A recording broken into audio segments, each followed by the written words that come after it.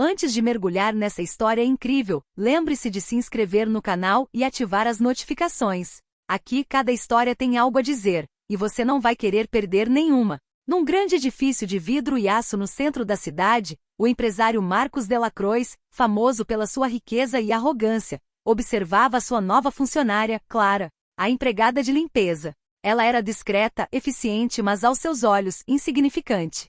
Naquela manhã, ele decidirá testar sua autoridade. Atraiu-a para uma armadilha ridícula, um pano fora do lugar, uma mancha imaginária, e na frente dos outros funcionários zombou dela, rindo de sua suposta falta de jeito. Clara baixou a cabeça em silêncio, os olhos revelando tanto dor quanto uma estranha determinação. Satisfeito com seu desempenho, Marcos voltou ao escritório, certo de que havia lembrado a todos quem detinha o poder. Mas algumas horas depois, seu telefone tocou. Uma voz calma, confiante e incrivelmente precisa o informou de um fato que ele jamais considerará. Clara não era apenas uma faxineira. Ela acabará de resolver um grande problema jurídico que poderia ter lhe custado milhões. Ela conhecia seus arquivos melhor do que ele próprio, seus contratos de cor e salteado, e acima de tudo, possuía informações sobre seu maior investimento. De repente Marcos sentiu o chão ceder sob seus pés. O ridículo que ele havia infligido algumas horas antes estava se voltando contra ele, e desta vez, Clara tinha todas as cartas na mão. Ele havia subestimado aquela que considerava frágil, e a lição seria humilhante para ele, mas brilhante para ela. O dia foi passando, mas Marcos Delacroix não conseguia se livrar daquela estranha sensação. Cada gesto de Clara parecia calculado, cada sorriso sutil carregava um peso que ele não compreendia. Na sala de reuniões, ele discutia um novo projeto imobiliário com seus sócios. De repente, um documento crucial desapareceu. O pânico começou a se instalar. Seus assistentes procuraram freneticamente, mas foi Clara quem, com calma, se apresentou.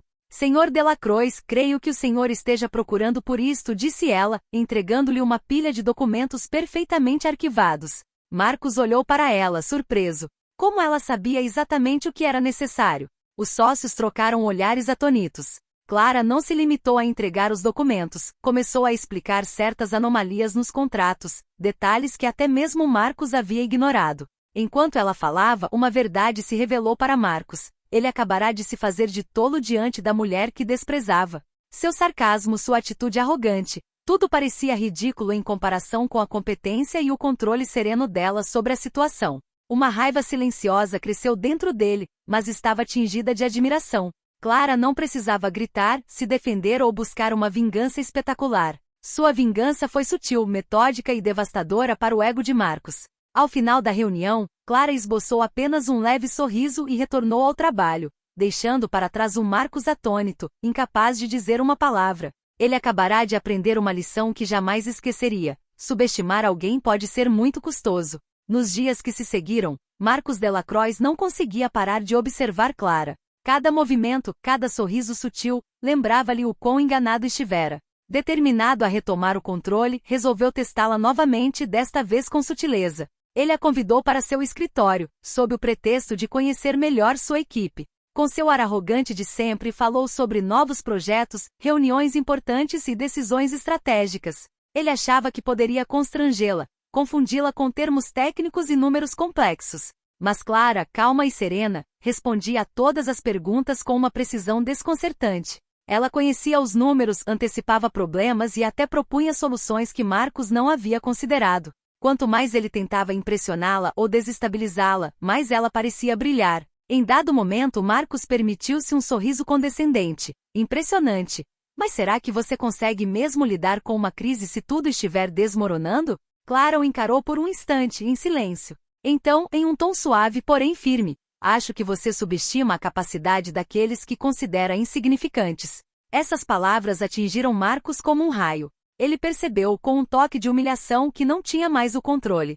A mulher que ele havia ridicularizado apenas alguns dias antes agora detinha um poder sutil, porém absoluto, sobre seu ego e, sobretudo, sobre sua percepção da realidade. Ao sair do escritório, Marcos permaneceu paralisado, sem conseguir falar. A vingança de Clara não se resumia a gritos ou humilhações visíveis. Ela se desenrolava em silêncio, com competência e domínio de cada detalhe. E para Marcos, essa lição marcaria o início de uma profunda autoanálise. Alguns dias depois, Marcos organizou uma grande reunião com investidores internacionais.